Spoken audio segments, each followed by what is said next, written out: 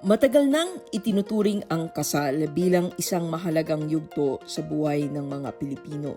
Ngunit ipinapakita ng bagong datos na unti-unti nang nagbabago ang pananaw na ito.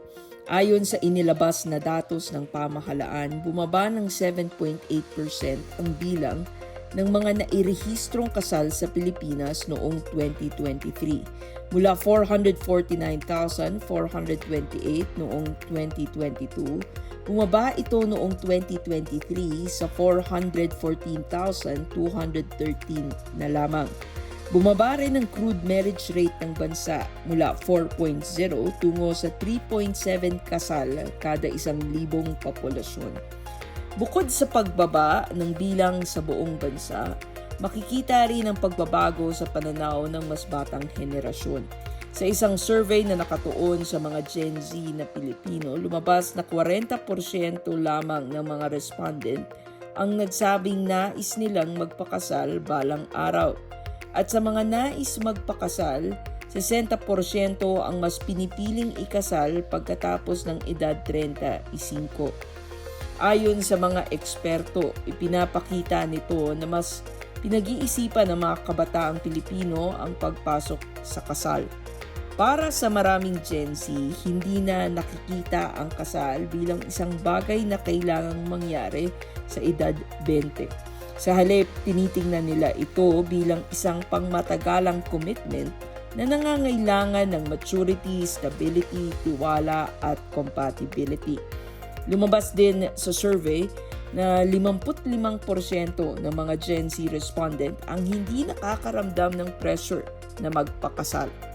Nang tanungin kung bakit nila isinasaalang-alang ang pag-aasawa, karamihan sa mga respondent ay nagbibigay ng mga dahilang may kinalaman sa emosyon at relasyon.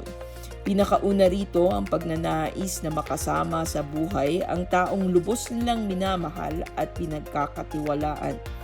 Binanggit din ng iba ang pagnanais na magkaroon ng panghabang buhay na katuwang, gayon din ang pagkakatugma sa usaping sexual at pisikal na pagiging malapit. Mas kaunti naman ang nagsasabing nais nilang magpakasal upang magpalaki ng anak, bumuo ng tahanan, tugunan ang inaasahan ng pamilya o lipunan, o sundin ang paniniwalang panrelihiyon. Makikita rin sa regional data kung saan naitala ang pinakamaraming kasal noong 2023. Nanguna ang Calabarzon na may 14.6% ang kabuang bilang ng kasal sa bansa. Sinundan ito ng National Capital Region na may 12.5% at Central Luzon na may 11.5%. Samantala, pinakamababa naman ang naitala sa Bangsamoro Autonomous Region in Muslim Mindanao o BARM na may 0.5% ng kabuoang bilang ng nairehistrong kasal.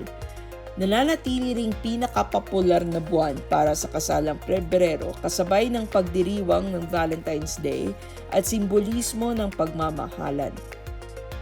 Bagamat nananatiling mahalaga ang kasal para sa maraming Pilipino, hindi na ito otomatikong nakikita ng ilang kabataan bilang default na landas sa buhay.